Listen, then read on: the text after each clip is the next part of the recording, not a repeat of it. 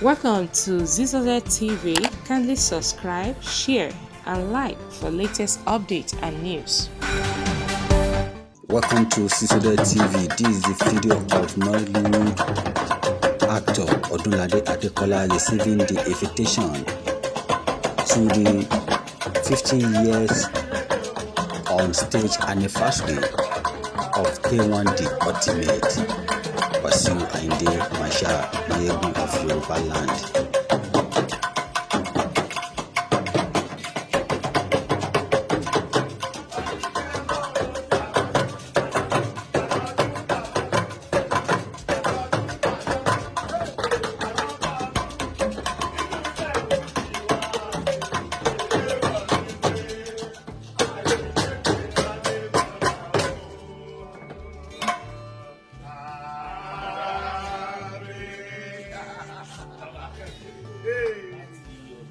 K1 The Ultimate, Mayegun Yoruba, àti Africa.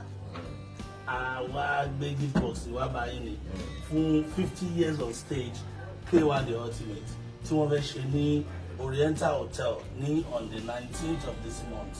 Wow. So òun náà ṣe ní ká gbé wá bá Sàámú Alájọ. Wow.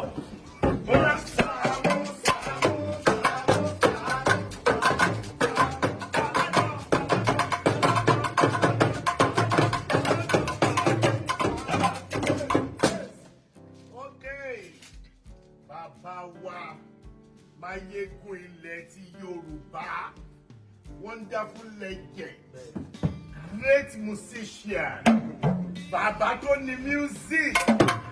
Oh yes, Mayegun the ultimate. The ultimate.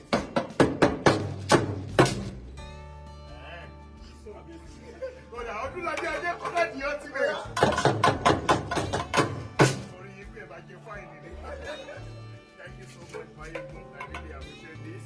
Ẹ ṣé gan-an, dúpẹ́ púpọ̀ fún eléyìí tí ẹ gbé fún mi láti invite mi fún program yìí. Lágbára Ọlọ́run àjọ péjú ṣe ni o. Ó yá, Sàámú Alájọ.